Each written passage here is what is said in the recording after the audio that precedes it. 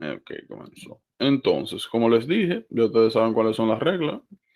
Tranquilidad, paz, siendo uno con el universo. Lea tranquilamente, seleccione por lo menos una respuesta provisional. E independientemente de lo que pase, siga con el ritmo. Yo voy a ir pasando las preguntas, como dije, en el tiempo que comenté. Y como les dije también, a mantener la paz, la tranquilidad con el universo para que nadie se desconcentre. Entonces, estamos ready, ¿verdad? Ana, vez resolviste. Sí, ya. Excelente. Pues vamos a esto.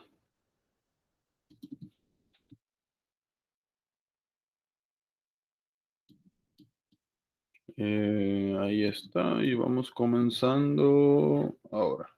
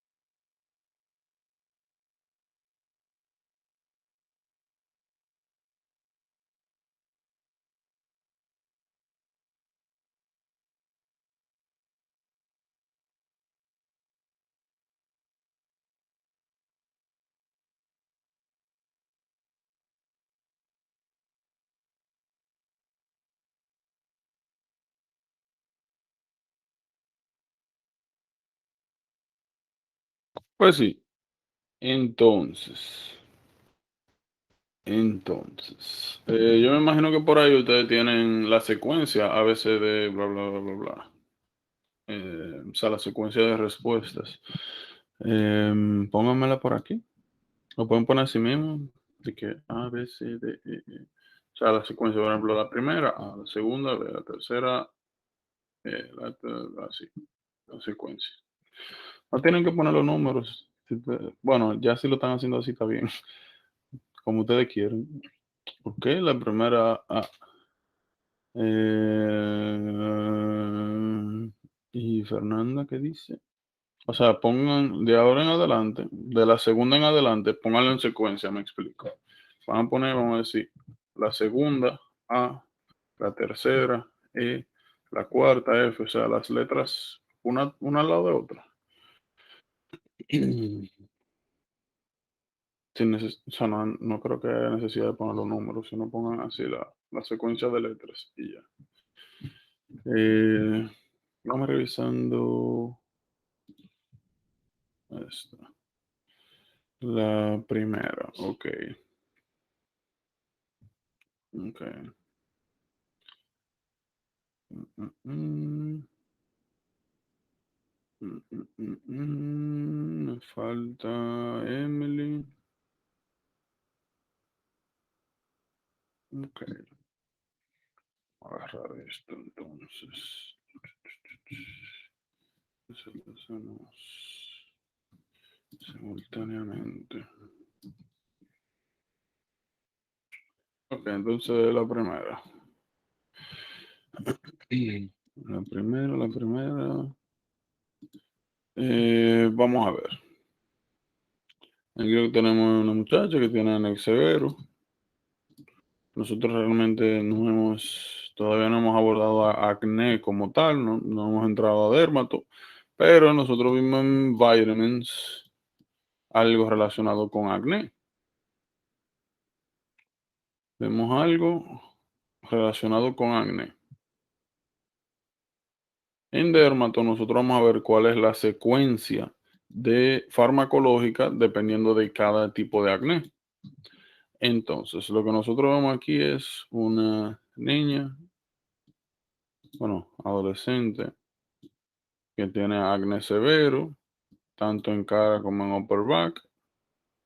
Miren, le voy a hacer una pequeña recomendación. Cada vez que ustedes vayan leyendo una pregunta de ahora en adelante, ustedes a medida que van leyendo van haciendo highlight, van subrayando las cosas que a ustedes les parecen importantes. La edad y sexo, por lo general, es algo importante, porque ustedes saben que epidemiológicamente hay patologías que son más likely, dependiendo de sexo y de qué sexo sea y del rango de edad. So, eso siempre es importante. Severe acné, face, upper back. Ok, tiene historia ya de 2 años de acné severo, ¿verdad? Que ha empeorado en las últimas 2 semanas. Ya ha utilizado benzoyl peroxide, topical retinoids y antibiótico, sin relief, técnicamente. Todo lo otro está bien. Está teniendo relaciones sexuales anteriormente y toma oral contraceptive pills.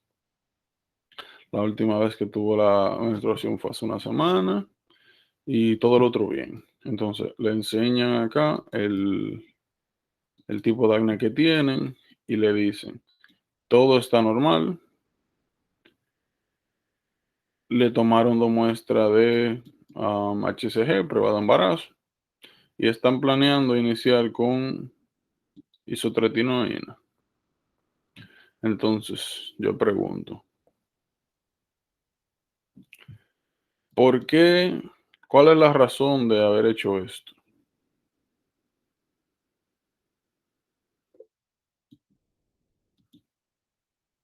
Ok, F. Dímelo.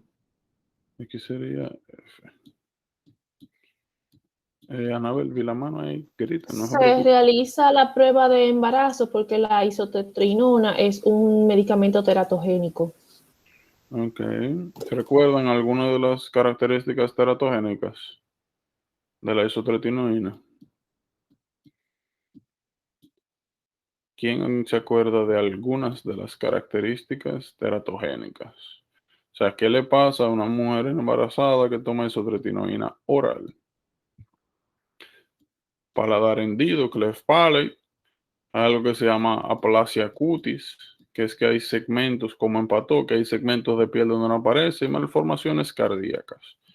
Vamos a ver un poquito más adelante, cuando hablemos de embriología cardíaca, que los endocardial cushions, que son los que dan origen a las válvulas y parte de las porciones septales cardíacas, septales y valvulares, se ven estimuladas en miembro embrionario por vitamin A. Necesitan vitamin A para el correcto funcionamiento. Entonces, si te está dando un análogo de vitamin A,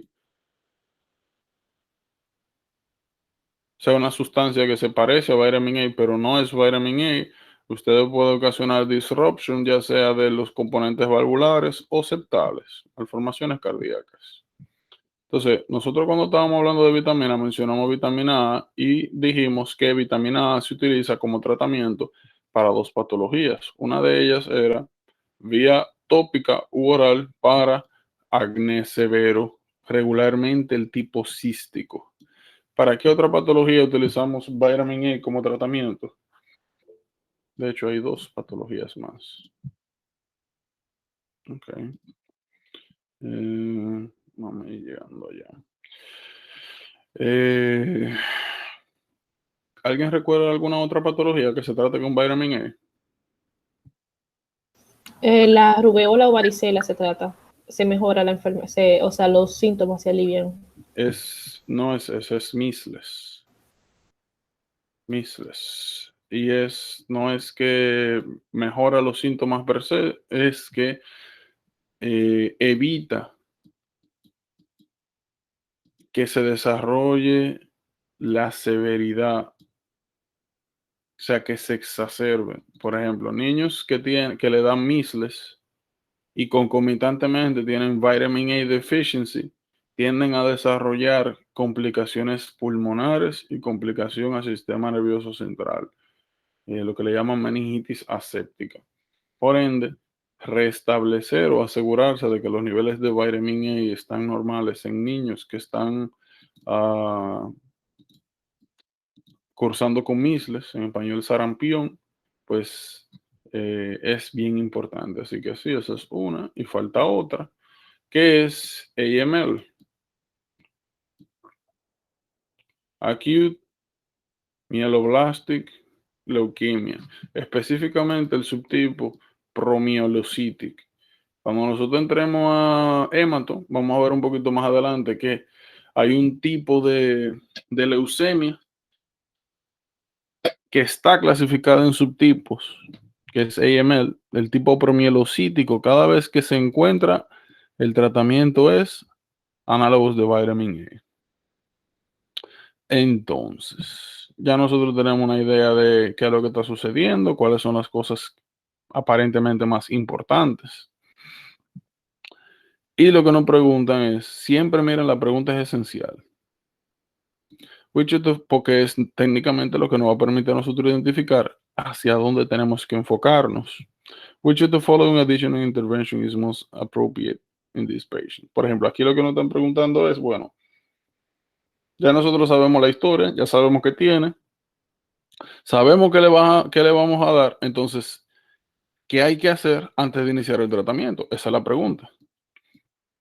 Y es bien importante, como le decía, saber identificar qué es lo que nos preguntan, porque a veces uno asume que le van a preguntar algo. Muchas veces asume que le van a preguntar el diagnóstico, pero cuando llega acá, las opciones, el enfoque de la pregunta es totalmente diferente. Y si uno no le pone la atención suficiente, y créanme que les va a pasar en determinado momento, uno puede responder mal por no haber entendido bien la pregunta. Entonces yo veo que técnicamente en general, la mayoría puso A. Y es esa. Habíamos dicho de que como se sabe que la isotretinoína es una sustancia teratogénica, antes de iniciar el tratamiento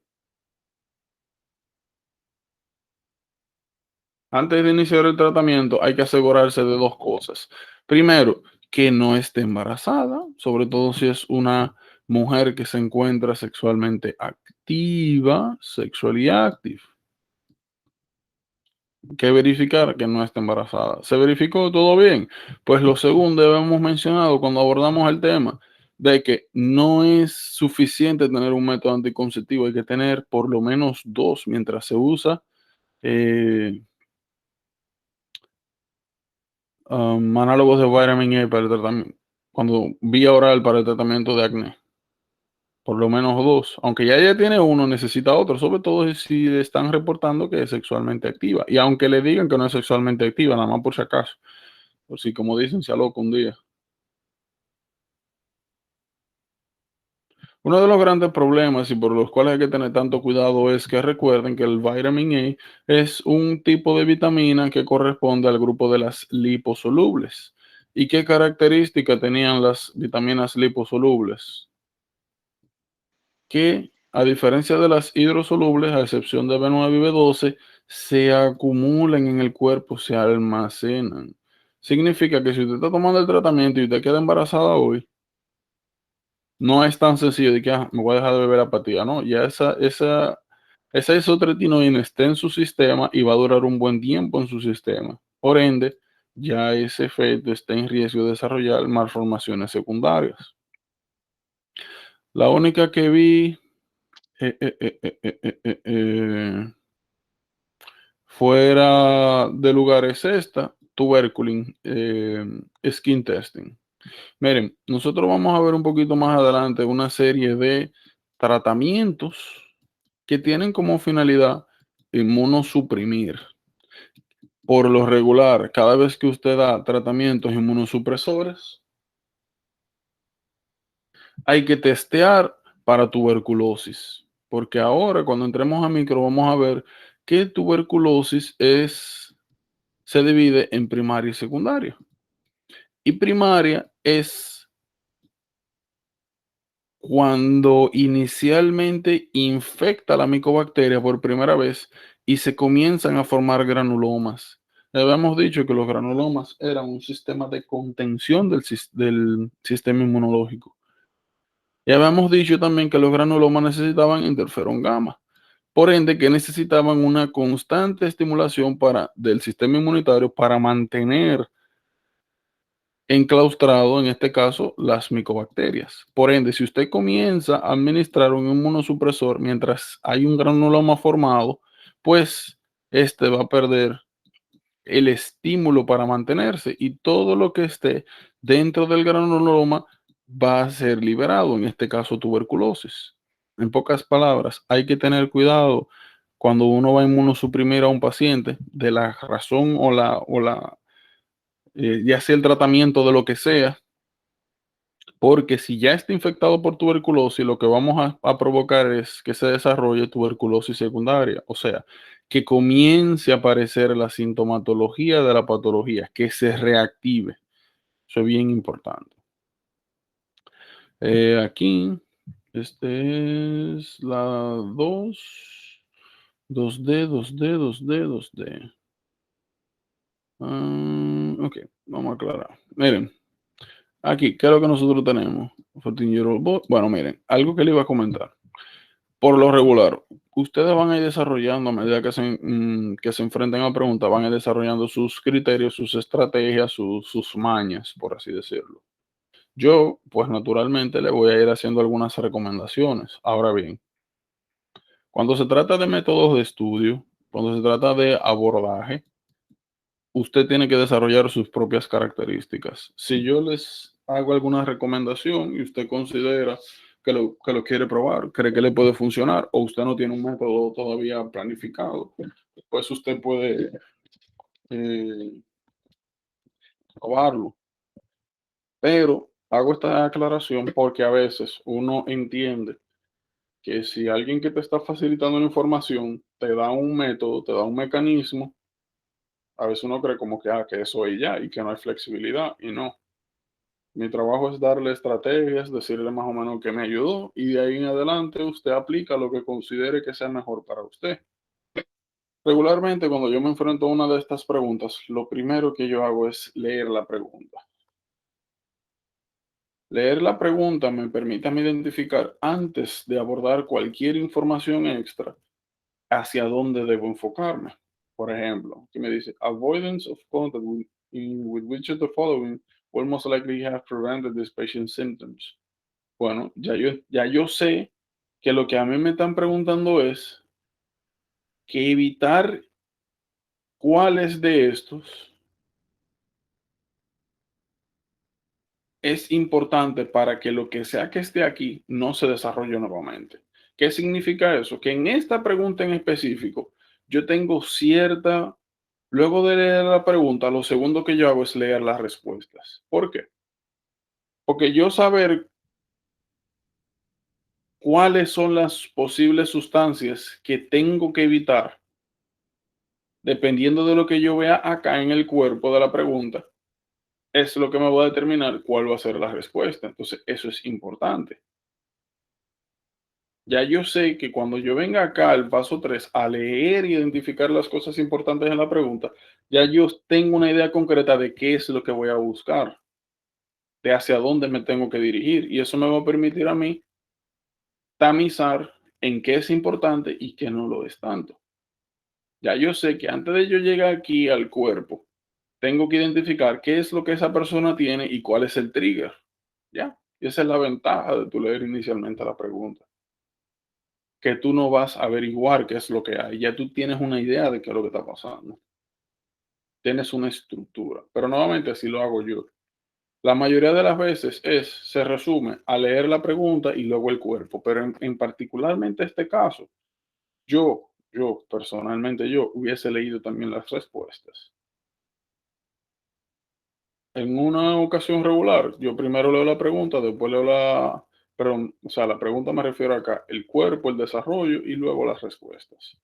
Aquí yo estoy viendo aquí 14 años, Ichi Rash, un día en el brazo.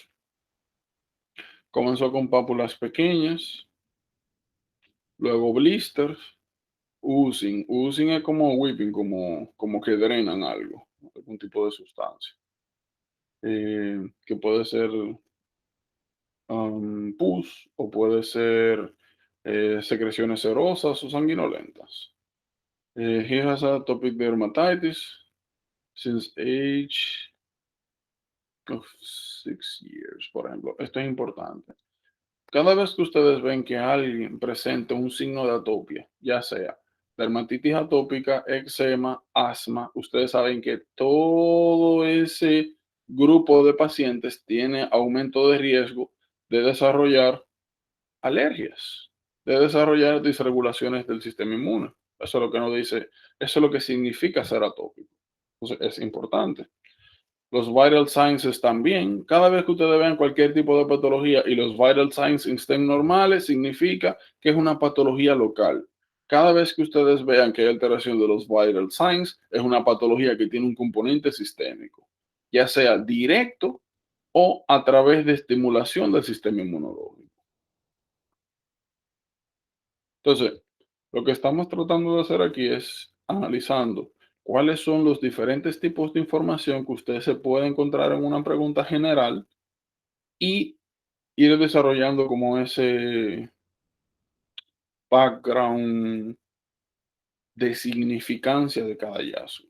Ya de ahora en adelante, cuando ustedes vean vital signs, lo primero que ustedes se van a preguntar, ¿están normales? ¿Tengo alguna patología de base? Ah, pues una patología local. Lo que sea que me está ocasionando esto es aquí y ya, porque no tengo alteraciones sistémicas. Ahora, tengo una patología aquí, algún cambio, y tengo cambios sistémicos. Entonces, lo que me queda saber es, bueno, ¿por qué está ocurriendo? ¿Hay algún tipo de agente infeccioso en el medio? ¿O esos sistemas, esas afectaciones sistémicas son sencillamente por una disregulación autoinmune, una respuesta exagerada inmunitaria? Y nuevamente, este tipo de abordaje lo que le permite a ustedes ir leyendo, analizando. O sea, esto está normal, me indica patología local. Me enseñan una foto, me dicen, no hay linfadenopatía. Que no haya linfadenopatía en un área donde están ocurriendo ciertas reacciones, me indica a mí lo siguiente. Mira, no pienses en infección viral, ni pienses en bacteriana, porque ya nosotros sabemos lo que pasa en los lymph nodes cuando nosotros tenemos algún tipo de patología infecciosa. Ya nosotros sabemos que sufren hipertrofia, que salen los folículos secundarios y los centros germinales. Entonces, que no haya linfadenopatía me dice, mira, lo que está ocurriendo aquí no es infeccioso. Entonces, ya yo tengo dos hallazgos que me indican a mí que lo que está ocurriendo es aquí local y que posiblemente sea secundario al sistema inmunológico. Viral signs, reacción local. Viral signs normal. Segundo, no hay linfadenopatía. Entonces, eso a mí relativamente me descarta que no sea un proceso infeccioso, sino que sencillamente puede ser una reacción inmunológica local. Y va acorde a lo que me están preguntando. Me dice, evitar el contacto con qué? Antibióticos. Yo pregunto. Bueno, yo vi que la mayoría eligió plantas.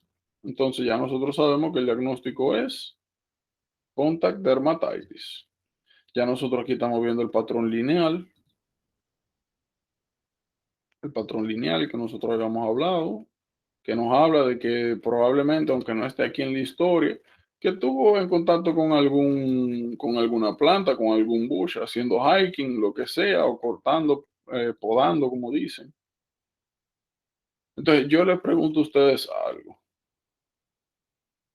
¿Por qué, en qué circunstancia la respuesta podría ser antibiótico?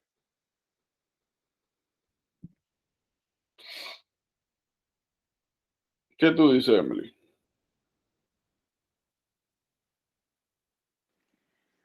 Se me olvidó cuál de las dos es Serum Sickness o Arthur Reaction. Uno de los tiene que ver con. Recuerda que Serum Sickness y Arthur's Reaction estaban relacionados, eran a reacciones locales por Type 3 Hypersensitivity. Eso no está vinculado a antibióticos, eso está vinculado es a vacunas, a sueros.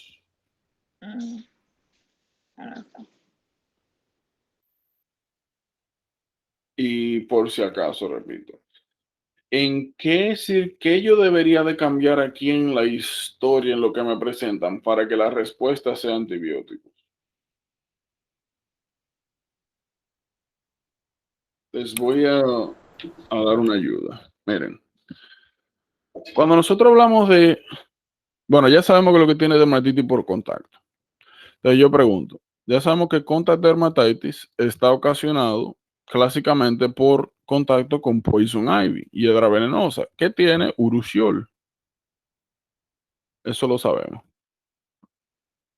¿Qué otras cosas me pueden dar a mí, pueden ocasionar o triggerear contact dermatitis? Yami, dime uno. Una sustancia. Una sustancia que pueda ¿Cómo? dar. ¿Me escuchan? Ahora sí. Ay, no sé. Ahí se oyó lejos. Que no sabría decirte. No me acuerdo. Ok. Lara, ¿qué tú dices? Por químicos, ¿Cuáles químicos? productos químicos, productos de limpieza. Bueno, eso puede suceder, puede suceder. Ahora, hay unos que son más específicos que fueron los que vimos. Porque, por ejemplo, químicos de limpieza. Ok, ¿cuáles químicos de limpieza? Hay algunas sustancias que son mucho más específicas y que están en el libro. Pues, Níquel. Hablamos de níquel, hablamos de metales, de jewelry, de las, ¿cómo se llama esto? De los belts, de los cinturones. ¿Qué otra sustancia? Nosotros vimos también en el libro está un antibiótico, que es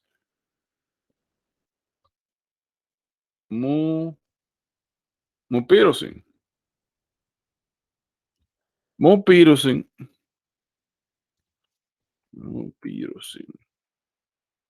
Mupirocin es un antibiótico, vamos a poner más, mira aquí. Mupirocin es un antibiótico que se utiliza en la piel, es un ointment. De hecho, ni siquiera hay formulaciones orales, es en la piel. Mupirocin puede ocasionar también contact dermatitis. Ahora, si es una posibilidad que antibióticos ocasionen contact dermatitis, ¿cómo yo sé que aquí no es eso? O sea, ¿cómo yo sé que no es antibiótico, sino que es planta? Bueno, el patrón. Aquí nosotros tenemos un patrón lineal, como hablamos, como que le pasó fue una rama, una hoja alrededor.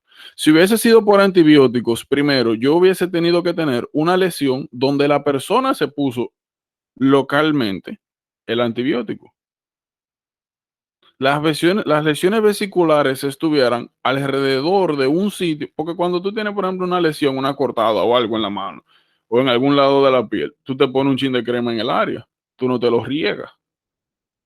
Entonces, si ustedes ven este mismo caso, pero ven que las lesiones vesiculares se concentran en un solo punto y te dicen que el paciente recientemente tuvo una lesión ahí, que se puso una crema antibiótica, pues la respuesta en ese caso particular sería antibiótico.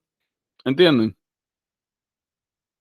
O si te dicen, mira, recientemente, vamos a suponer que está la muñeca, recientemente que le regalaron un necklace o que le regalaron un, ¿cómo se llama? Un bracelet. Bueno, contact dermatitis no solamente da por poison ivy, también da por níquel. Así que busque su níquel. O mira, le pasó en un dedo que recientemente le regalaron un anillo, compró un anillo. Ah, bueno, níquel. O miren, fue en el hipogastrio. Ah, bueno, pues piensa en su belt. Entonces, como buscamos en estos días. Entonces, el tipo de lesión y la historia también te cambia cuál puede ser la respuesta. Se lo digo para que eviten caer en el error de ahora en adelante. Cada vez que ustedes vean contact dermatitis, piensen, planta, urushiol, poison ivy. No siempre. Vamos a ver si aparece una imagen. Miren, por ejemplo, miren ahí. Eso es contact dermatitis por utilización de mupirocina. Ahora, ¿cómo están apareciendo las vesículas? Las lesiones. Local, porque así que uno se pone crema. Entonces, si yo agarro esta imagen, literalmente, si yo agarro esta imagen y la pongo aquí,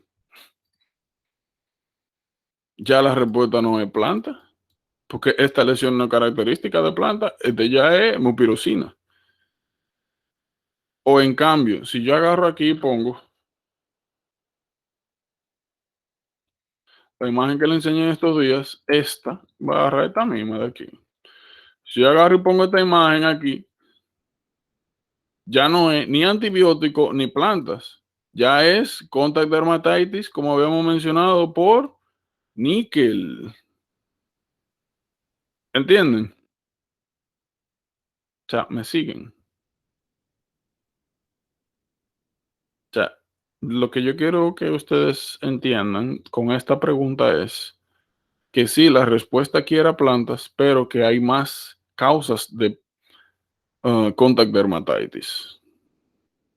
Y que cada tipo de contact dermatitis tiene un patrón diferente. Y que las imágenes tienen mucho valor, tienen mucha importancia, tienen mucha utilidad. Son esenciales. Y también para enseñarles que en una misma pregunta, dependiendo de si un hallazgo está o no, eso cambia la respuesta. ¿Por qué se lo digo? Uno de los errores más comunes que se generan al momento de tomar el examen es que uno no aprende en el proceso, sino que lo que hace son correlaciones, como esta que le mencioné. Mira, contact dermatitis, de una vez, poison ivy. Entonces te sale una pregunta en el examen donde te presentan estos casos que yo mencioné hace un momento y usted agarra y dice, pero eso es contact dermatitis, poison ivy. Pero no consideraste el tipo de lesión. Mira dónde está la lesión. Mira aquí la correa, níquel. Mira el tipo de lesión. Mira, sí, eso es contact dermatitis. Pero eso no tiene que ver con poison ivy. Eso tiene que ver con la aplicación directa en la piel de un antibiótico. Entonces, es bien importante que nosotros aprendamos cuáles son las implicaciones de las diferentes patologías que vemos, de las diferentes causas, de los diferentes patrones, porque eso es lo que nos va a permitir a nosotros que cuando usted se sienta a coger su examen, no importa los ganchos que le tiren, como usted le quiera decir, o qué situaciones le ponga, usted va a estar, no se va a dejar engañar. Y esa es posiblemente la ventaja más grande, el valor más grande de discutir preguntas, que uno ve diferentes presentaciones y ve cómo un solo hallazgo te cambia la respuesta. ¿Tienen alguna duda? Pregunta de aquí. Todo claro. ¿Entendieron la importancia de aprenderse las diferentes causas, de tenerlas en la mente frescas, de saber cuáles son los patrones, de los cuidados que tienen que tener cuando responden una pregunta? Porque no todas van a ser como le dije, de que, mira, lesiones lineales, planta, le van a salir este tipo de casos. Y usted va a tener que tener la astucia, va a tener que tener como yo le digo, el tigraje de las preguntas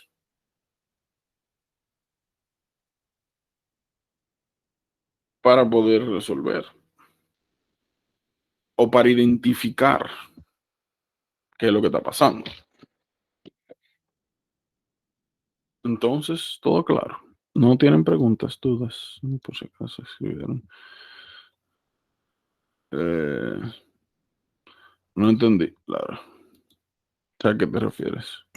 Ah, no, era ahorita cuando preguntaste sobre lo de los antibióticos, ¿qué podría hacer para que fueran antibióticos? Y yo pensé como en withdrawal, que lo utilizó, pero ya no le funciona, entonces le causa la reacción adversa. Ok, entiendo. Entonces, miren, por si acaso, miren para que ustedes tengan para que entiendan también algo. Si ustedes vienen aquí, miren, type 4 hypersensitivity. Aquí ustedes tienen Poison Ivy, níquel, el que mencionamos, y un poquito más adelante vamos a ver mupirocina. Estos son los diferentes. Nuevamente, es para que entiendan que aquí hay algunos ejemplos. No se limita a esto, hay otras causas. Muchas de estas causas las vamos a ver un poquito más adelante. Lo mismo. Déjame ver, de 8 es aquí que nosotros vamos. De aquí también se pueden preguntar muchas cosas. Te pueden preguntar, mira, ¿qué tipo de célula hacer esto? Este tipo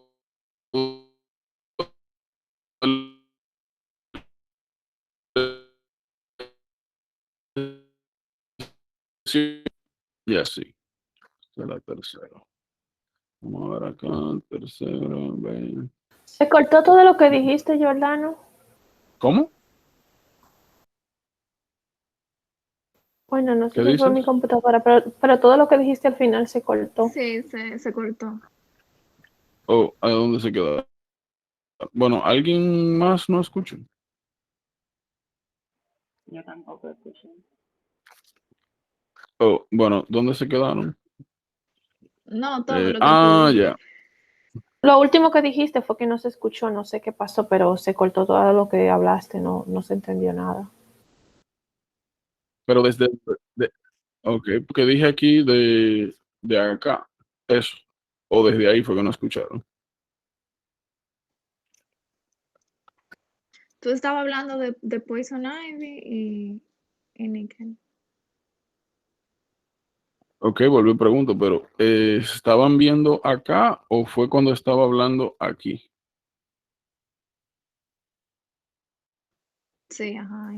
Sí, como después de ahí. Después de ahí, ajá. Ok. Una pregunta. ¿Ustedes escucharon cuando yo hablé de cómo hacer el diferencial de si la conta dermatitis es por belt, antibiótico, todo eso, ¿verdad? Ya yo sé dónde Sí, fue que se eso quedaron. sí. Que también aquí suelen preguntar, te enseñan la lesión, te enseñan el caso, y aquí en vez de preguntarte, evitar que lo que te preguntan es cuál es la célula efectora. ¿Cuál es la célula que se encargó de desarrollar, del sistema inmune de desarrollar este tipo de lesión? Ustedes saben que contact dermatitis es un ejemplo de type 4 hypersensitivity. Y habíamos hablado que type 4 hypersensitivity también era llamado delayed type hypersensitivity. ¿Por qué? Porque tenían que venir aquí, célula presentadora de antígeno, tomar el antígeno y se la presentar a las células CD8 positivo. Y el efector directo acá son las CD8. Entonces, esas son cosas también que les pueden preguntar. Enfoques de preguntas, o sea, con esto, que le presentan la imagen, le presentan el caso y le dicen cuál es la célula efectora. Ah, CD8 positivo. Eso es bien importante también. Aquí. Entonces, yo veo que aquí hay...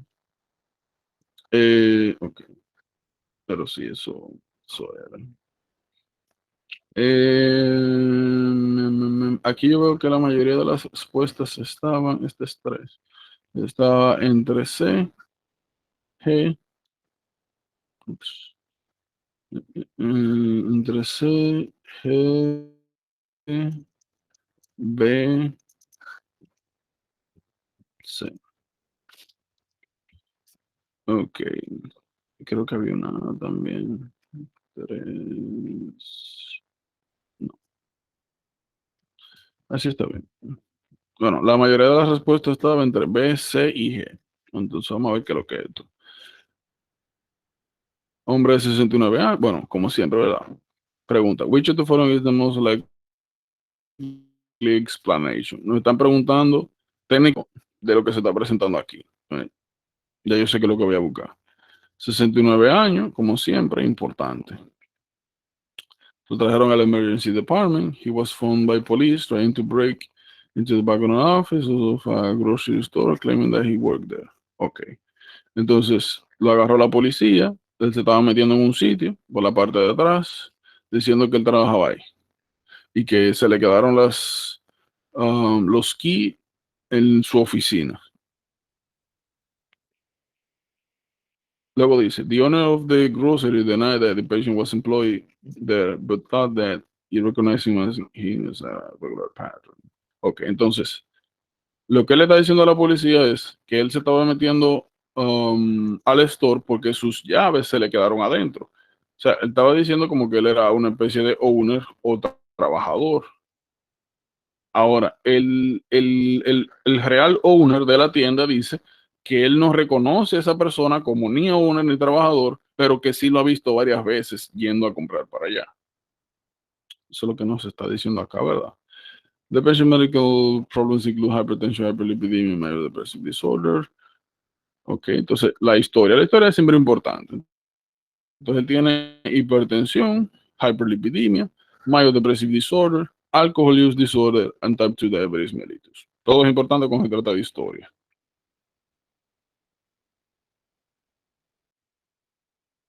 Family history, la presión está un poquito alta. Ok, entonces aquí dice algo también interesante. Cuando lo están cuestionando, parece que él a diferentes médicos, enfermeras, personal de salud, les responde cosas diferentes sobre el evento. A uno le dice, mira, que yo estaba tratando de entrar porque mis llaves estaban adentro. A uno le dice, no, mira, yo estaba tratando de entrar porque, qué sé yo, quería algo, se me olvidó algo. O sea, no relacionado con las llaves. Y a otro le dijo, no, que yo siempre entro así. O sea, a diferentes personas le decía cosas distintas sobre el evento. Hizo una aventura con un joven en the grocery. No se acuerda cómo llegó al grocery. Entonces, si nosotros llevamos a síntesis, lo que hemos visto hasta ahora es que es un paciente, ¿verdad?, añoso, o sea, elderly, añoso, que lo encontraron tratando de entrar a una tienda, de que la historia que le está dando es falsa porque está desmentida por el owner real, y que cada vez que él ve que alguien lo cuestiona o le trata de tomar la historia de lo que pasó, da informaciones diferentes. Eso es lo que estamos viendo.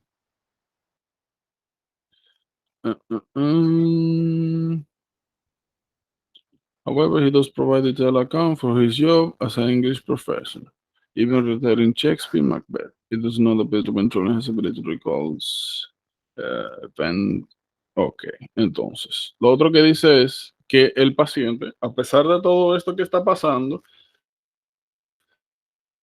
eh, él sí sabe, o sea, al lector, recuerda quién es, recuerda que es profesor, y nuevamente, como dice, da fe de ello y comienza a recitar cosas de Shakespeare.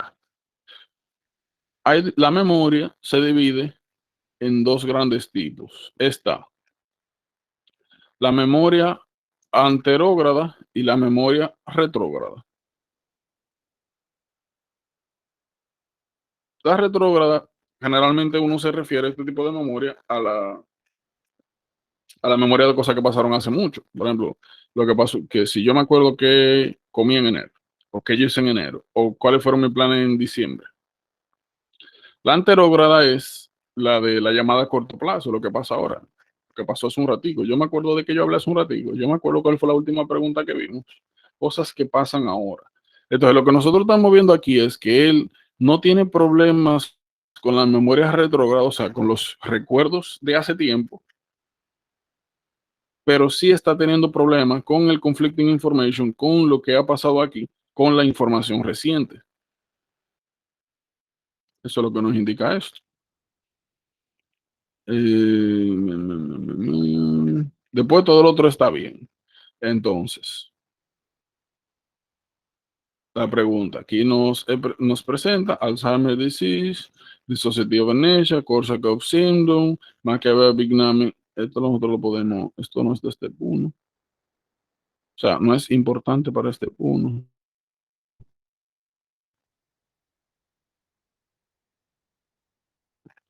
Yo creo que en ambos es que hay una pregunta de eso. Vascular demencia, Wernicke encephalopathy.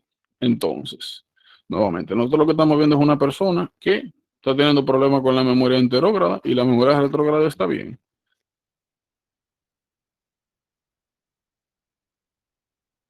Y aparentemente esto fue un evento acute.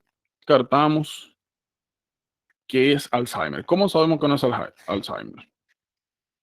¿Qué tú opinas, Lara? ¿Por qué tú crees que esto no puede ser Alzheimer?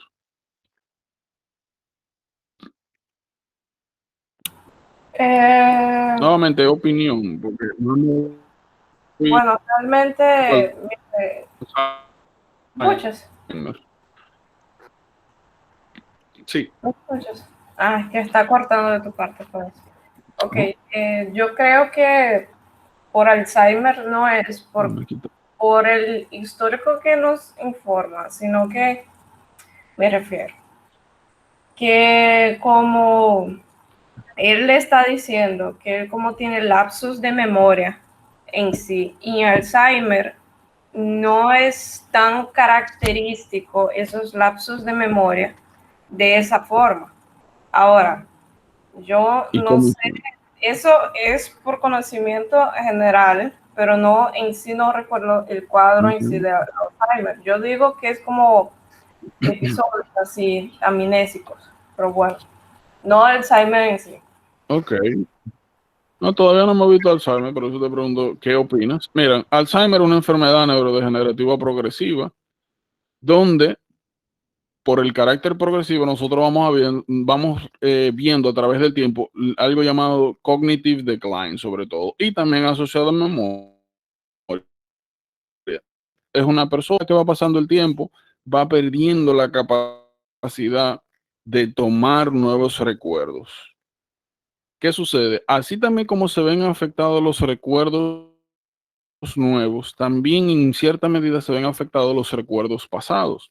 Es una persona que un día sale, vamos a ver cómo llega a su casa, a un sitio donde él ha ido los últimos 30 años de su vida, y en un sitio cerca, ¿no? Porque se fue botado lejísimo. Eso es clásico de Alzheimer. Una persona que comienza a olvidársele, se comienza a hacer difícil vivir solo, de acordarse de las cosas que tiene que hacer en el día, que se descuida con sus cosas, se le olvidó si comió, si no comió, si se bañó, si se tomó los medicamentos. Eso es lo clásico de Alzheimer. Y la característica más primordial es que se ve a través del tiempo. Es una enfermedad que para presentarse necesita meses, años largos, sobre todo años. Es de a poquito que se van viendo los cambios, como un stepwise decline. Eso es Alzheimer. Él presenta algo de eso. Aquí ha hablado de que él tiene problemas con memoria.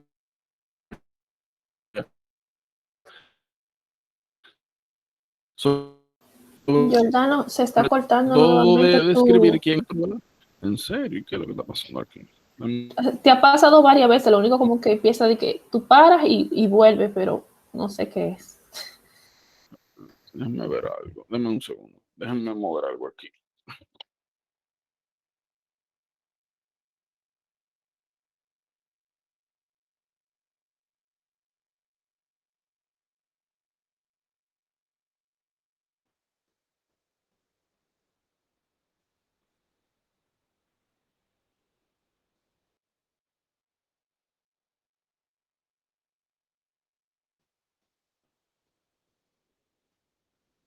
¿Tú tienes algún audífono puesto? Porque quizás sea eso, de lo que son inalámbricos.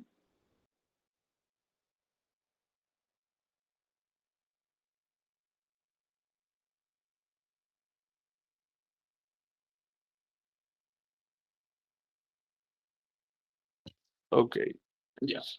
Lo que pasa fue que ustedes saben que yo me acordé ahora de que en estos días yo moví la caja del internet.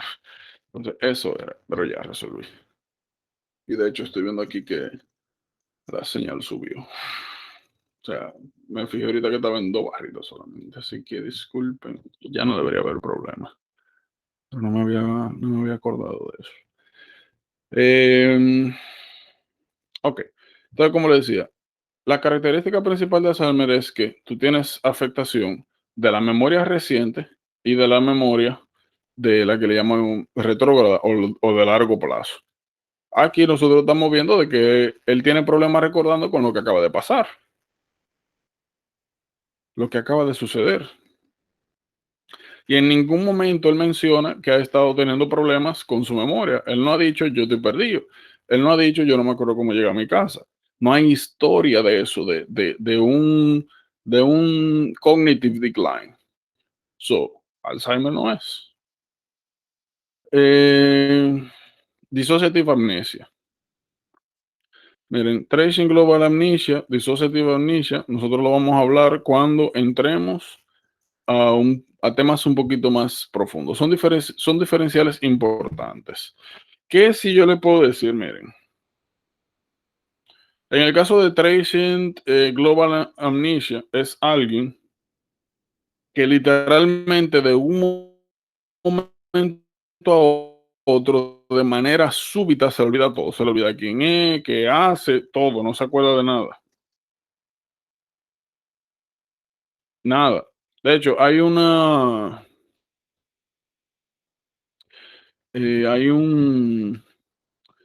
¿cómo se llama esto? Hay algo que vamos a hablar un momentito que se llama dissociative fugue, que es una persona, eso está relacionado con dissociative amnesia. Es lo que se llama dissociative fugue. Miren,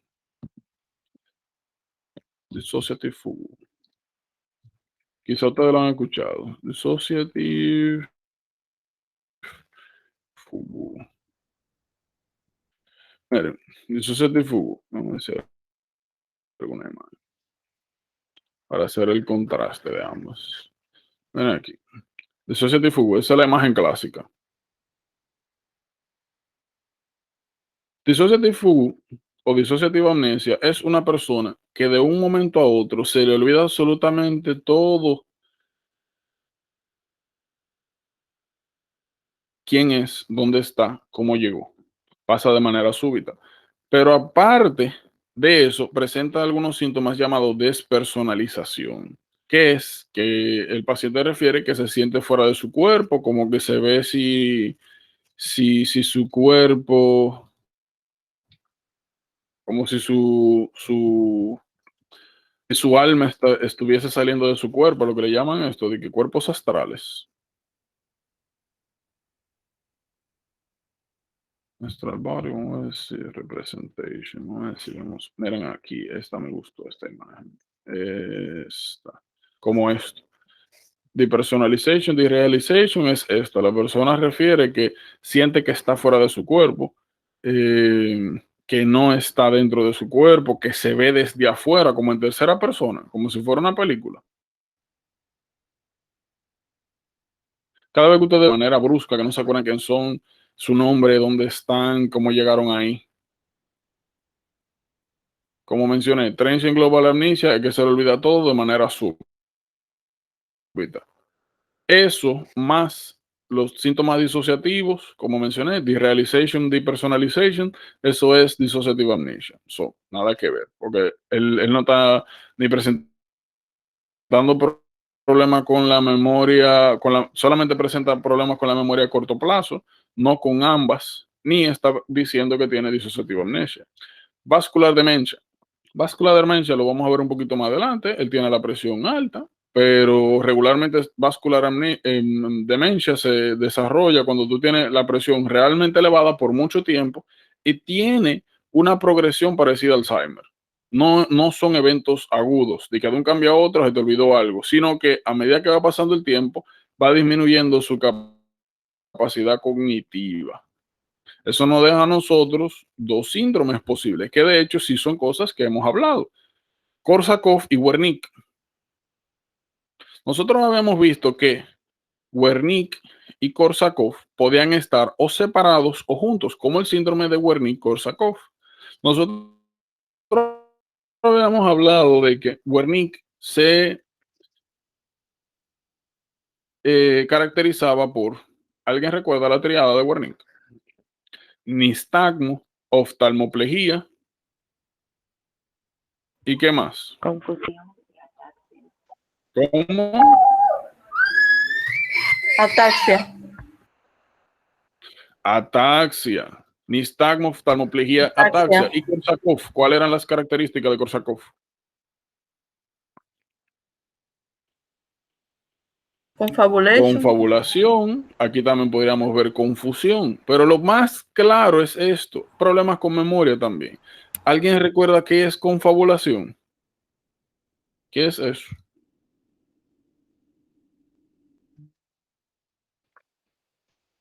Confabulación. Bueno. Ajá, dímelo. No es como cuando, por ejemplo, tú no recuerdas, vamos a decir, él no recordaba una parte de la historia, de cómo entró, entonces él se lo inventaba, como que lo llenaba con otra cosa. Exacto, miren, confabulación, para aclarar bien, pero es así mismo. Imagínense que esto es un lapso de memoria, como dicen, un time lapse. La persona que tienen confabulación por Korsakoff pasa lo siguiente. Vamos a suponer de que se le olvida un fragmento de memoria. Lo que va aquí no se acuerdan. Ahora, las personas que tienen Korsakoff, cuando encuentran un vacío temporal, que no recuerdan qué es lo que pasa en un área de tiempo determinada, ellos rellenan la historia faltante con algo falso. Ahora, tienen que saber que eso lo hacen de manera inconsciente, no es a propósito, no es de que, yo no me acuerdo, me voy a inventar una vaina. No, es inconsciente que esto pasa. O sea, ellos creen que de verdad la cosa que están diciendo es, pero no. Por eso es que nosotros estamos viendo aquí de que él, primero, está confundido, no sabe qué es lo que está pasando realmente, y cuando le preguntan, realmente él cree que era el dueño de la tienda. Otra cosa, miren lo que hay aquí. Alcohol Use Disorder. ¿Cuál era la causa de Wernicke y Korsakoff? ¿Alguien recuerda? El consumo crónico de alcohol. Pero, ¿qué ocasionaba el consumo de alcohol secundariamente? ¿Cuál es la causa? La etiología. Esto es una causa, un factor de riesgo, pero ¿cuál es la etiología de Wernicke? Algo de vitamina B1. Deficiencia de tiamina, B1. Entonces, el alcohol predispone a la deficiencia de tiamina. Entonces, lo que él tiene es deficiencia de tiamina y secundariamente desarrollo Korsakoff. Esa es la la respuesta. Él no tiene oftalmoplegia y no dice en ningún lado, él está caminando raro, ni los ojos se le están moviendo para un lado u otro, ni él está confundido. Miren, él sabe dónde está, sabe lo que está pasando aparentemente, sus problemas son otros. Esto es una descripción clásica de confabulación por deficiencia de B1. Aquí nuevamente yo podría preguntar, en vez de cuál es el diagnóstico, yo puedo preguntar cuáles enzimas están afectadas y le pongo ahí un reguero de deshidrogenasa. O le puedo preguntar cuál es la vitamina deficiente. ¿Entienden?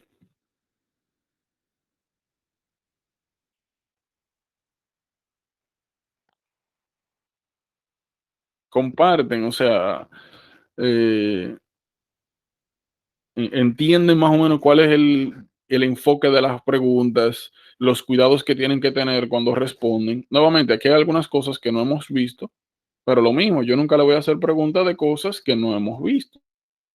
No vamos a enfocar en cosas que sí hemos visto.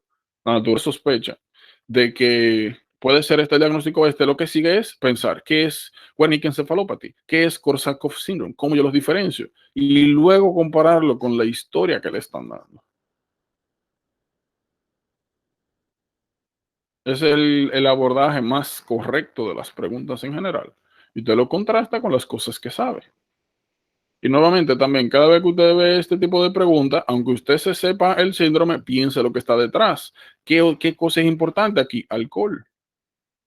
Deficiencia de B1 esa es la causa de estos síndromes. Esto no tenemos que hablarlo mucho, ¿verdad? Esto es el cell sign y corresponde a timo, ¿verdad? Yo traje a colación esta pregunta para que sepan una cosa. Uno, no todas las preguntas del examen son difíciles. Hay preguntas regaladas. Segundo, muchas veces, por ejemplo, miren la pregunta. Which of the following is marked on this patient chest X-ray? ¿Qué significa esto? Esta pregunta tú la puedes responder perfectamente sin leer esto. Porque te están diciendo que es eso. Que tú vienes aquí, lo único que tú necesitas, mira, tienes 5 meses. ¿A qué edad hay que desaparece el timo, Anabel? Regularmente. A partir de los 3 años. Después de los 3 años. Entonces, como él tiene menos de 3 años y tiene aquí una cosita rara, como fuera de sitio, el llamado cell sign, el signo de la vela, de barco. Falta una pregunta Mira, antes de esa. ¿Cómo? ¿Había otra pregunta antes de esa? Sí, sí. Lo que pasa es que quise volármela. Vamos para allá ahora. Entonces, no todas las preguntas son necesariamente difíciles y nuevamente no necesariamente hay que abordar el contenido completo para responder una pregunta. Esa es la importancia de usted venir acá. Ahora, para motivo de examen, por si acaso, léalo todo, por si acaso, para que no caiga enganche. Aquí, vamos a ver qué fue lo que encontramos acá. La última sería, bueno, la penúltima. Esta es la 4. Ok, entonces me imagino que lo siguiente. Pregunto yo, de manera general, ¿cuáles ustedes consideran que son los hallazgos en la historia que nos permiten a nosotros identificar cuál es la patología de base?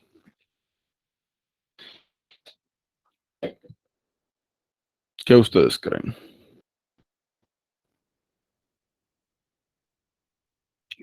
Por ejemplo, La nosotros historia estamos clínica viendo del paciente. qué hay aquí que me permite a mí diferenciar entre las diferentes patologías. Por ejemplo, esto nosotros podemos descartarlo. Esto es un cromosoma X extra. Que dice tiene No hemos visto dislocación esto. del lente hacia arriba. ¿De quién? Que dice que tiene dislocación del lente hacia arriba. Y después todo lo Ok. hallazgos de Marfan. Míralo aquí. Upward dislocation of the lens. ¿Por qué tú dices que esto es importante?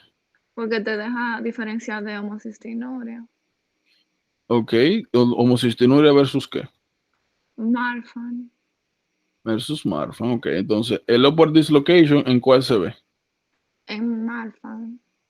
En Marfan dijimos que el dislocation es hacia arriba y hacia afuera, y en homocistinuria, ¿cómo es? Hacia abajo y hacia adentro. Hacia abajo y hacia adentro, lo contrario. Entonces, automáticamente yo veo upward dislocation y hacia afuera, ya eso me habla a mí de Marfan. Entonces, ¿cuál sería la respuesta aquí? La C. Ok, Fibrillin 1. Las dos podrían ser en teoría, pero la mutación más común es Fibrillin Type 1 gene, es Marfan. Ahora, la pregunta sería, ¿qué otros hallazgos hay aquí que me permiten a mí hacer el diferenciar entre L-Danlos y homocistinuria? ¿Qué otras cosas hay? Vamos a hablar de similitudes y diferencias.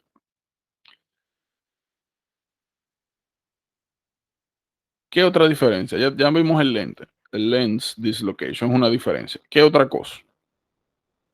Bueno, para diferenciarlo de la otra, sería Young Hypermobility, King Hyperelasticity y ¿Tú dices para diferenciarlo o como similitud? Para Con diferenciarlo. similitud, con similitud. Ah, ok, similitud. Entonces, el joint hypermobility, eso es una similitud principalmente entre estos dos señores de aquí. Ok, dos similitud. ¿Qué más? Entonces, lo otro que está aquí, esto es Otra King similitud. hyperelasticity también, ¿verdad? Entre estos dos. ¿Qué más? Dímelo. Era eso. Ups. Lo de minimal subcutaneous fat, eso también es una similitud, creo. Ok, que son delgados. Esa similitud es entre Marfan y homocistinuria. ¿Qué otras cosas? También, En homocistinuria nosotros dijimos que los pacientes se veían tipo marfanoide. Y eso es igual a manos largas, aranodactilia, que podían haber alteraciones estructurales en el esternum, que podíamos tener pectus carinatum, pectus excavatum.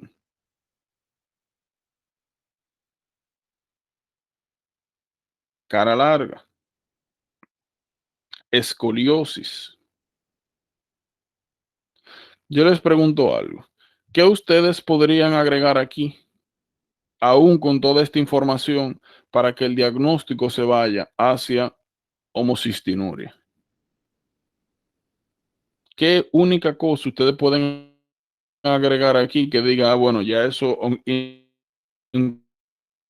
digan lo que digan, lo que digan ahí, ya eso no es Marfan? ¿Cuál es uno de los hallazgos principales que vemos en homocistinuria, que nunca vemos en Marfan? Una de las diferencias más marcadas, así también como el lens deviation. Intellectual disability. Mental retardation. Mental retardation. Habíamos mencionado que independientemente cuál sea la causa de homocistinuria, vimos que eran 4 causas. Es una enfermedad congénita. Y que los altos niveles de homocisteína tenían el efecto de ocasionar mental retardation. Eso nunca pasa en Marfan. Aquí no hay mental retardation, ya él tiene 11 años. Si tuviera algún tipo de mental retardation fuera evidente. Y no se habla de nada de eso. Entonces falta eso. Y eso habla más por Marfan. Entonces, cada vez que ustedes se encuentren con este tipo de preguntas donde ustedes tienen que hacer un diferencial marcado entre una patología y otra, eso es lo que tienen que hacer. ¿Qué tiene una? ¿Qué hay aquí que tiene de Marfan o le falta de homocistinuria o viceversa? Por último, ¿qué es esto que está acá? Considerando, ¿verdad? Es Marfan, ¿qué es esto? ¿Qué significa esto para nosotros?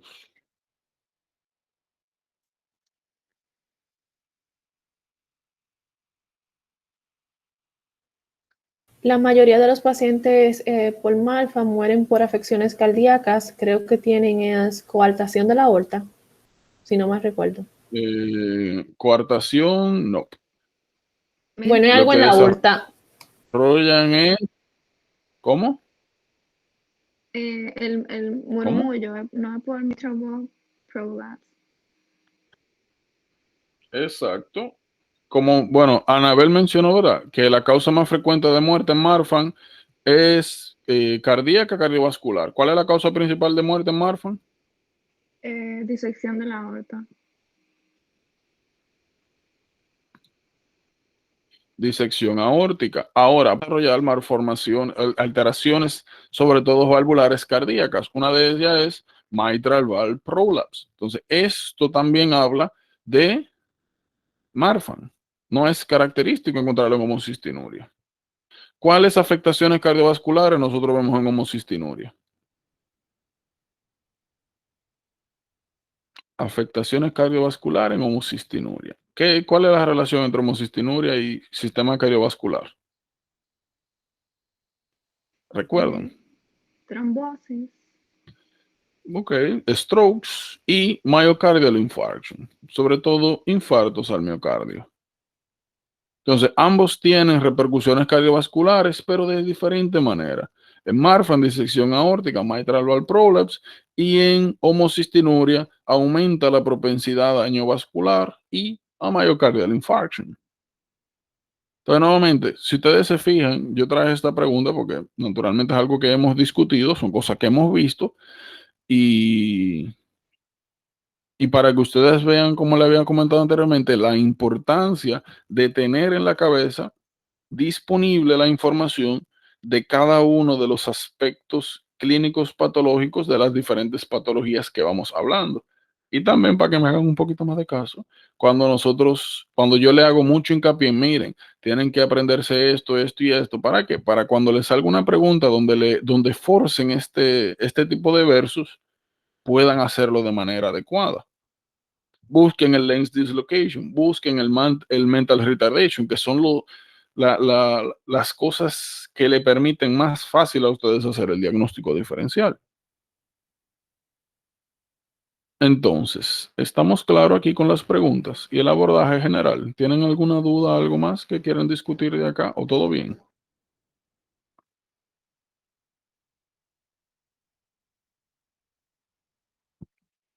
¿Todo bien? Entonces, de vez en cuando nosotros vamos a tener prácticas de esta naturaleza, donde vamos a ir revisando algunas preguntitas para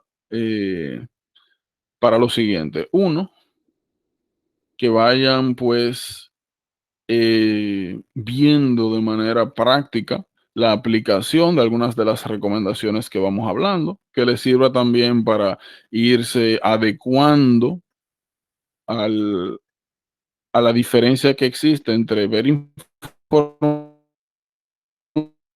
información y pues eso, aplicarla, verle en una pregunta, a cómo forzar los diferenciales, ver cuáles son las cosas importantes, a qué hay que poner atención, también para ir desarrollando las estrategias de abordaje de preguntas para cuando comiencen de full, cuando comencemos a aplicar el banco de preguntas, pues ya tengan una idea de cómo abordar, de qué es lo que van a hacer, cómo lo van a hacer y lo utilicen de la manera adecuada. No solamente respondiendo, sino analizando. Y cuatro, para que eh, vayan, como le mencioné hace un momento, entendiendo de que cuando hablamos algunas cosas, cuando hacemos hincapié en algo, es porque realmente es importante y son las cosas que en la mayoría de los casos le va a permitir a usted o responder bien o tener un acercamiento más objetivo sobre pues los diferentes escenarios con los que ustedes se van a encontrar. Y este realmente es el mayor provecho de las tutorías, si me preguntan. Esto es algo que vamos haciendo de vez en cuando, cada cierto tiempo, probablemente al final de cada mes o algo así. Y digo que es lo que más provecho tienen porque esto es lo que al final usted va a hacer, sentarse a hacer.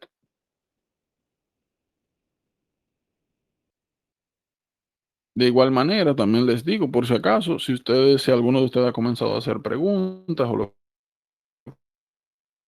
que sea, si encuentran algo importante, algo interesante, algo que les parezca curioso, como siempre, compártanlo por el grupo, lo traen acá lo discutimos, revisamos. Lo mismo también, si ve alguna pregunta y tiene alguna duda o lo que sea, haga lo mismo, tírala por el grupo, tráigala aquí a clase, como usted quiera. Que como ven, el aprovechamiento que tienen las preguntas cuando se realizan de manera adecuada es grandísimo. Y eso que ahí nosotros nada más discutimos versus regularmente de 2 respuestas. Imagínense más adelante cuando ya nosotros hayamos visto todas estas patologías y podamos sentarnos a discutir realmente cada una de las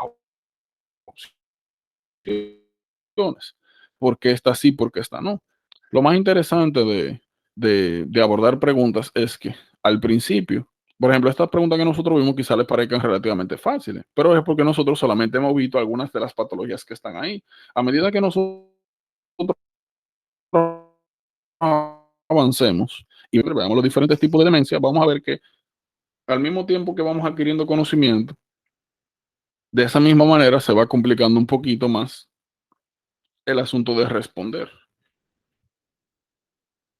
Se va haciendo un poquito más complejo, porque tenemos más información disponible.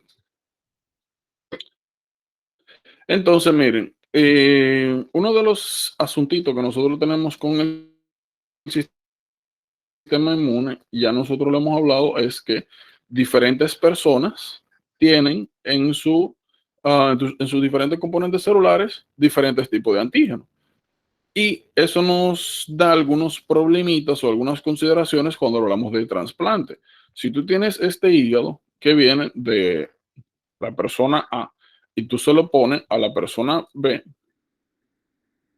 vas a un trasplante de hígado, pues sucede que el sistema inmune de la persona B va a detectar cualquier proteína o antígeno raro que esté en el hígado de la persona A y va a comenzar a atacarlo.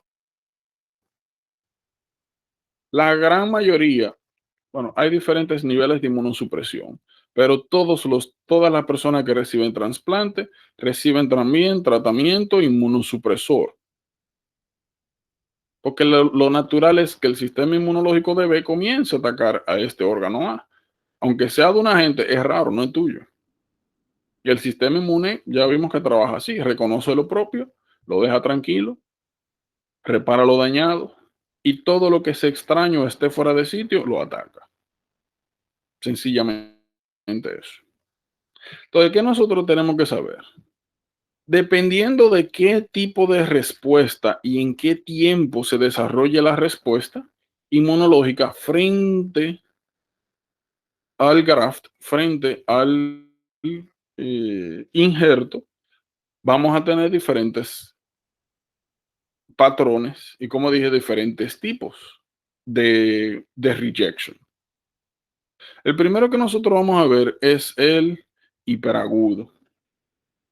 Miren, ustedes recuerdan cuando nosotros hablamos de transfusión de sangre que habíamos dicho que si usted tiene una persona que es A negativo y usted le pone sangre B positivo o incluso A positivo, desde que usted comienza la infusión regularmente, comienzan las reacciones adversas. Comienza el proceso hemolítico, todos los RBC que usted comienza a dar comienzan a hemolizarse, el sistema inmuno resuelve. Ya habíamos hablado, dicho que eso era porque ya habían anticuerpos preformados. Porque ya habían anticuerpos preformados. Entonces, siguiendo este mismo patrón, vamos a hablar de hyperacute rejection. Miren el siguiente caso. Vamos a suponer que esto es un paciente que tiene insuficiencia renal. Por la razón que sea, tiene insuficiencia renal. Y la causa de insuficiencia renal es progresiva. Llega al punto donde requiere trasplante. Entonces usted tiene a esta personita y tiene un donador. Usted agarra el riñoncito de esta persona y se lo pone a este. O sea, este es el plan. Trasplante de riñón. Y este que está aquí es el hermano del paciente. Usted agarra, lleva cirugía, agarra al hermanito, le saca un riñón. Usted agarra entonces al paciente le hace su pocket para poner el riñón, pone el riñoncito adentro aquí, pip, pone el riñoncito. ¿Y qué sucede? Cuando usted agarra y pone el riñón, una de las primeras cosas que son las venas. Imagínense que aquí usted tiene un clamp en lo que hace la anastomosis. Luego de que usted hace la anastomosis, usted desclampea la arteria renal. Y automáticamente usted hace eso, comienzan a aparecer unos puntos oscuros en la superficie del riñón. Algo que se llama mottling. Mottling, no me recuerdo. Mottling, míralo ahí. Comienzan a aparecer unos puntitos. Lo único que esos puntitos, lo único que esos puntitos que aparecen, bueno, vamos a agarrar este. Imagínense que usted quita el clamp, comienza a llegarle la sangre del graft y comienza a aparecer un moteado superficial, un moteado así que al principio se ve clarito, después se pone rojo y después se pone oscuro. Cada vez que usted ve eso, significa que está ocurriendo un hyperacute. Eso significa que anticuerpos que tiene ya el paciente en su sangre, cuando comienza a llegar a la sangre de quien está recibiendo el graft al riñón nuevo, todos esos anticuerpos comienzan de una vez a atacar el riñón, comienzan a causar trombosis, daño vascular, comienzan a acabar con el graft. Eso es hyperacute. Y eso ocurre, como le dije, desde que usted conecta los sistemas sanguíneos. ¿Qué es importante que sepa sobre esto? Como mencioné, eso es desde que usted conecta. Ya nosotros mencionamos que los efectores acá, quien ocasionaba ese daño renal agudo de este graft, eran anticuerpos. Y ya nosotros sabemos que si usted tiene, por ejemplo, aquí una célula renal de este graft, y aquí usted tiene antígenos extraños para este cuerpo, si nosotros tenemos anticuerpos, estos antígenos se van a pegar. Y ya nosotros sabemos que cuando se forman complejos antígeno-anticuerpos por arriba de una célula o cualquier estructura, ustedes saben quiénes vienen por atrás. Los otros componentes celulares del sistema inmune que comienzan a atacar este movimiento de los anticuerpos. Y eso nosotros lo llamamos type 2 hypersensitivity o hipersensibilidad, citotoxicidad mediada por anticuerpos. Aquí atrás comienzan a venir células del sistema inmune, comienzan a venir los neutrófilos, los macrófagos, los NK, los TSD8 citotóxicos y comienzan a acabar con el riñón. Eso pasa de una vez, en el momento. Lo que ustedes van a ver, miren, vamos a buscar renal histology. De ahora en adelante, miren, hay una página como que se llama Pathology Slides. Hay una página que se llama Web Pathology. Miren esta. Esta página a mí me gusta mucho, se las voy a dejar por acá. Porque aquí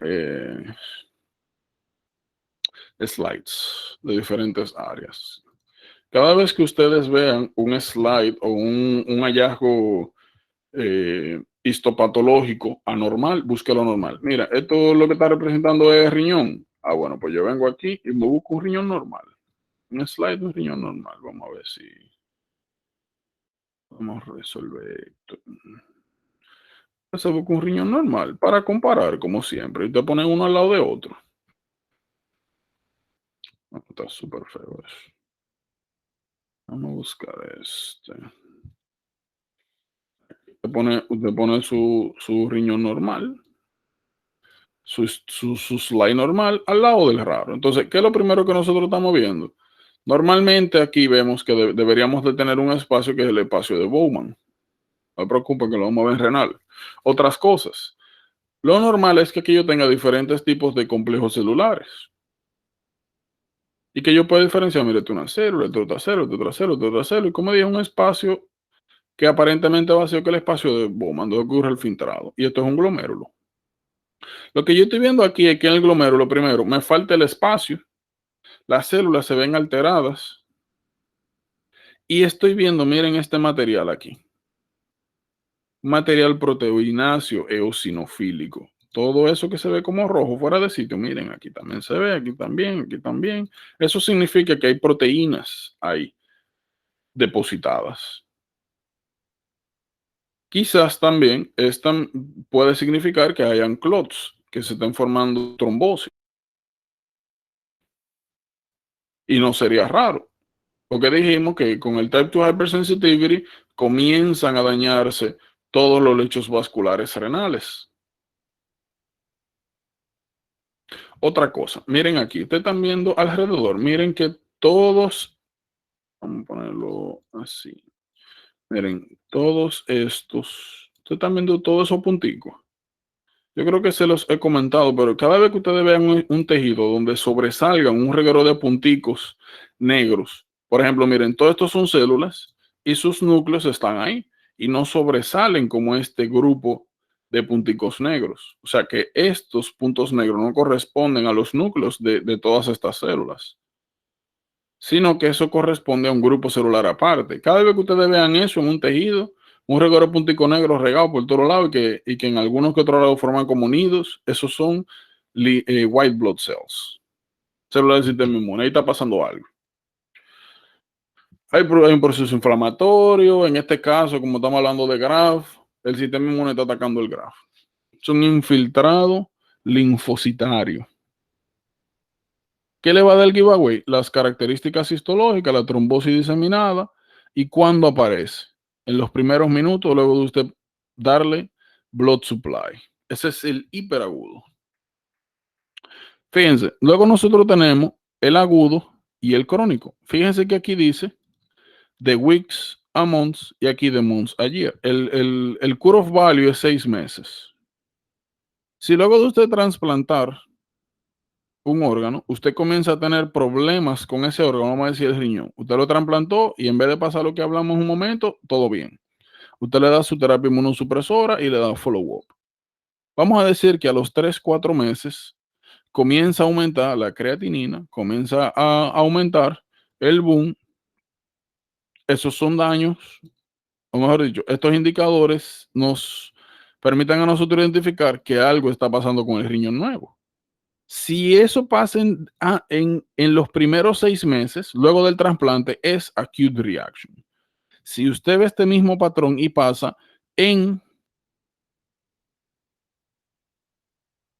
6 meses en adelante, entonces ya eso es chronic graft rejection. Lo que determina qué sucede son los meses, más que nada. Y como vamos a ver en un momentito, cada una tiene sus características. Lo primero, acute, ya sabemos qué pasa en los primeros 6 meses. Entonces, ¿qué es lo que nosotros estamos viendo acá? Fíjense. Primero lo primero.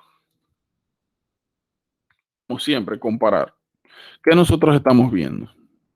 Aquí nosotros vemos que lo principal que vemos dentro del tejido renal es esto, miren, un infiltrado linfocitario. Aquí en ningún lado, mire, esto es túbulo, esto es túbulo, esto es túbulo. Aquí no estamos viendo este material proteináceo que nosotros vimos en el hyperacute, porque aquí no ocurre trombosis. Aquí sí, aquí se dañan los vasos, ocurre trombosis, tenemos el infiltrado. Aquí no estamos viendo material proteináceo por ningún lado. No estamos viendo sangre coagulada por ningún lado. Aquí lo que estamos viendo es que el nuevo graft está siendo invadido por el sistema inmune y atacado. Como siempre, el key de esto es diferencia. Eso es lo primero. ¿Qué nosotros tenemos que saber posteriormente? Bueno, ¿cuál es la causa? Nosotros vimos que en hyperacute el type de hypersensitivity que pasaba era tipo 2. Aquí este infiltrado es type 4 hypersensitivity, que habíamos denominado como delayed type hypersensitivity. Una hipersensibilidad retardada. Por eso toma casi meses, semanas a meses para desarrollarse esta respuesta, porque tú tienes que coger los antígenos nuevos de este graph, presentarlo a través de la CD4, de la célula presentadora de antígenos, los CD8, para que comiencen a venir los CD8. Todo eso que usted está viendo ahí es un CD8, atacar el graph. Y eso lo habíamos hablado de que era un proceso que tomaba tiempo. Lo otro, eventualmente en el acute, así como en el hyperacute, se desarrolla inmunidad humoral. La diferencia principal es que en el hyperacute ya estaban los anticuerpos, ya estaban hechos. Aquí se forman luego de que usted pone el graft.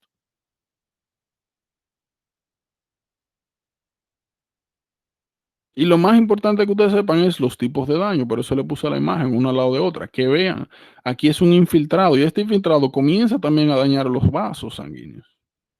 Comienza a destruir el graft. A atacarlo como si fuera una bacteria o cualquier otra cosa. Rara, extraña. Pero el proceso es diferente. Cuando nosotros nos vamos a chronic, ya nosotros sabemos que chronic, cuando nosotros tenemos failure de un graft, por ejemplo, como le dije, renal, comienza a aumentar la creatinina, el boom, marcadores de daño renal, y han pasado más de 6 meses, pues ya ustedes saben lo que viene. Eso es chronic reaction.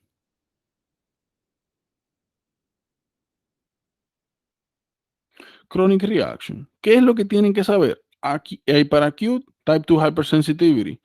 Acute, type 4 hypersensitivity. Chronic, type 2 y type 4. Ocurren los dos juntos. Como ven, es una progresión de uno a otro. En pocas palabras. O sea, de un type de hypersensitivity a otro se van sumando. Y aquí entonces nosotros tenemos afectación principalmente del lecho vascular. Miren aquí, todo eso punteado que ustedes están viendo ahí, células del sistema inmunológico, linfocitos. Lo otro, miren lo que está pasando con los vasos sanguíneos. Miren cómo se ven las estructuras tubulares acá. Vamos a buscar aquí. Renal histology, artery o capilar. Vamos a buscar un vaso sanguíneo.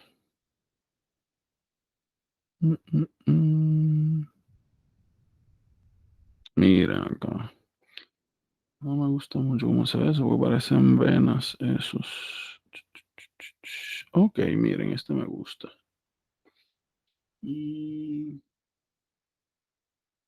Este parece un vaso, pero podemos encontrar uno mejor. No, ese es sistema tubular.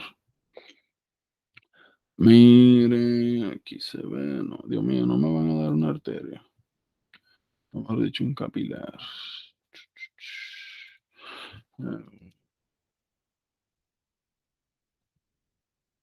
Es lo mejor poner artery, pero bueno, miren aquí. Aquí se ve bien. Vamos a elegir esta. Ok, creo que con esta nos podemos quedar. Esta me gusta más. Miren. Excelente.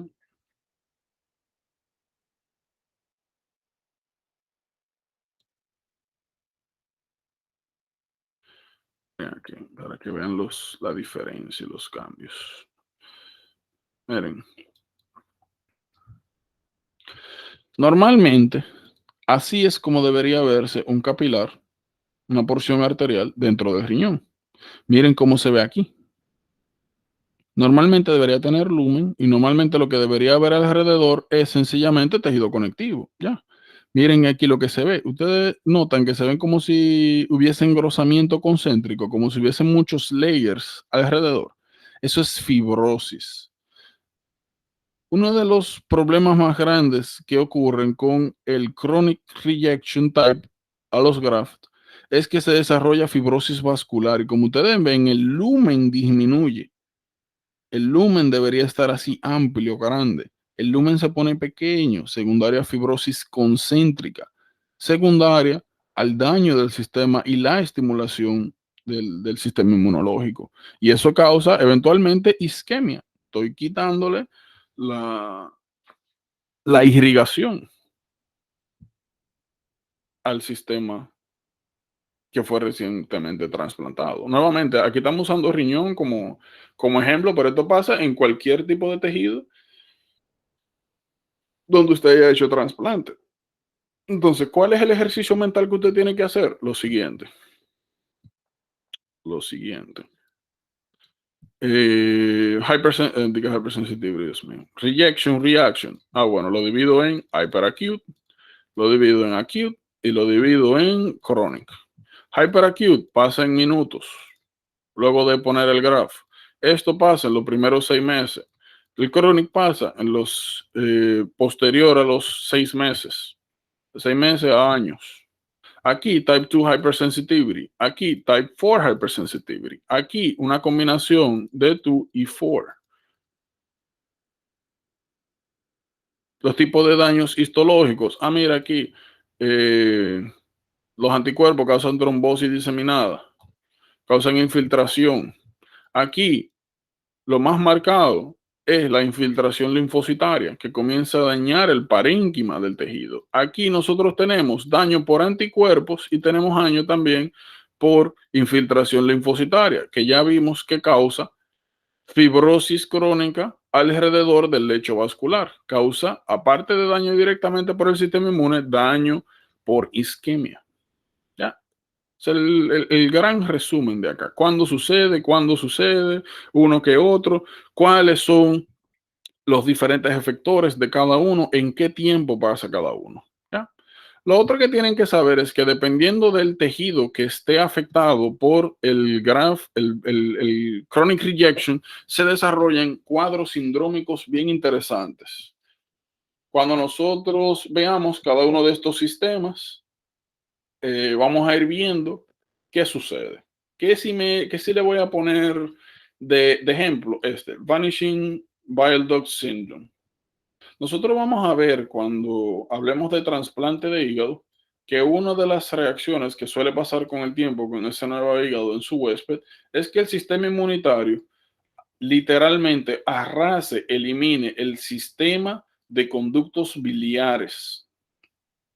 Y que cuando usted haga un histology, vamos a poner Portal Trial Histology. Esto lo vamos a ver en gastro.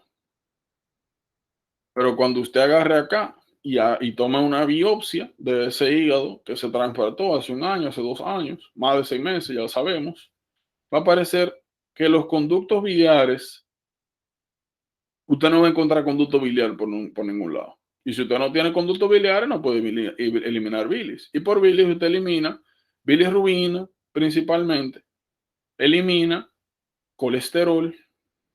Y si el sistema inmune le remueve todos los bile ducts, ya ustedes saben lo que viene. Comienza a acumular bilirrubina. Y ya sabemos que acumulación de bilirrubina da ictericia. Entre otras cosas. Pero como le dije, solo vamos a ver más en detalle cuando hablemos de... Este me gusta mejor como se ve. Desaparecen los bile ducts. Usted hace toda la biopsia del mundo y no encuentra un bile duct por ahí. Eso es bien importante.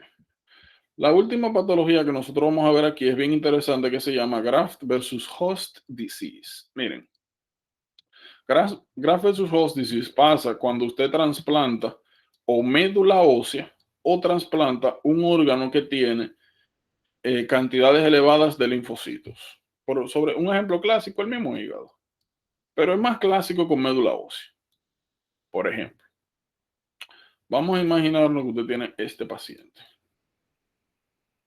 Este paciente, vamos a decir que tiene mielofibrosis. Tiene problemas con la médula ósea. La médula ósea de los huesos, ustedes saben que la médula ósea, una de las funciones principales es producir células sanguíneas. Y él, como tiene mielofibrosis, lo que desarrolla es pancitopenia. Es un ejemplo. No es que realmente sea así, pero para que nos entendamos ahora. Desarrolla pancitopenia. Pancitopenia es que todos los linajes celulares están para abajo. Tiene una anemia severa, no tiene eritrocitos circulando, tiene la plaqueta baja, tiene la célula blanca baja, todo para abajo.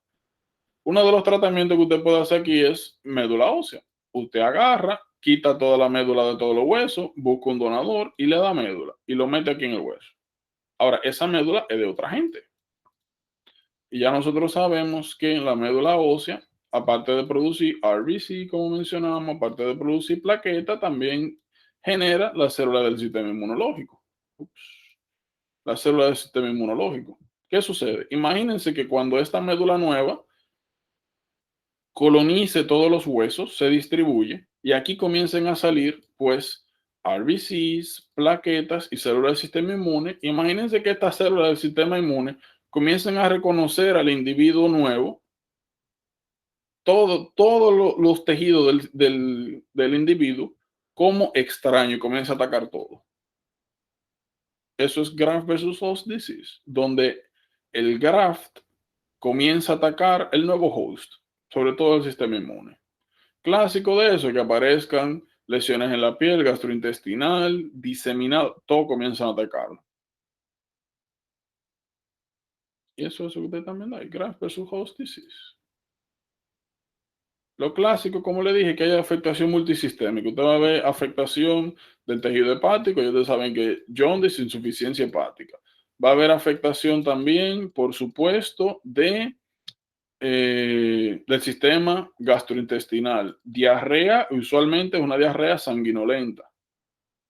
Hay algo bien interesante también, es que parte de de las citoquinas que se producen, aparte del ataque que se produce, en los diferentes tejidos comienza a aparecer una especie de maculopapular rash. Entonces, cada vez que ustedes vean a alguien que le transfundan o médula ósea o hígado o algún tejido donde haya tejido linfoide rico y aparezca vamos a buscar aquí, maculopapular rash, que aparezca un rash, aparezca así un rash en los próximos días, semanas, luego de que esa médula comience a producir, que aparezca fallo hepático, fallo renal, hepatosplenomegaly, alteraciones gastrointestinales, diarrea, sobre todo sanguinolenta, artralgia.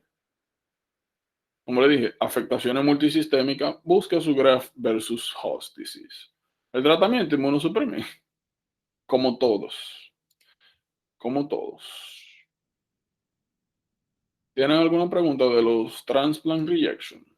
¿Ya tienen una mejor idea de cómo, pues, ¿dónde fue que lo puse? De esto, de cómo organizarlo, de saber más o menos qué es lo que ocurre, la importancia de los slides, por eso le pasé la página de Web Pathology, y eso es algo que yo uso mucho con ustedes. Cada vez que nosotros vemos algo que tiene un contenido visual, no es solamente ver la imagen por arriba, sino analizar qué es lo que hay, porque son, pues, características que les van a requerir a ustedes identificar.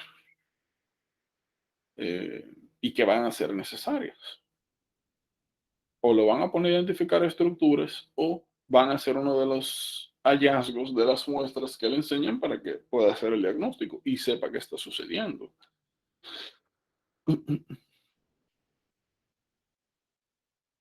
Entonces, ¿tienen alguna pregunta por aquí? ¿Todo bien? ¿Todo claro? Ok, pues si ese es el caso, miren. El lunes nosotros entonces vamos a entrar a micro. Aprovechen el fin de semana. Yo le voy a ir pasando entre hoy y mañana como algunos tips por el grupo de en qué deben de enfocarse cuando estén revisando. Y traten de avanzar lo más que puedan, porque como le digo, el abordaje que vamos a tener en micro va a ser un poquito atípico en relación a lo que hemos hecho hasta ahora. Nos vamos a enfocar muchísimo más en los diferenciales.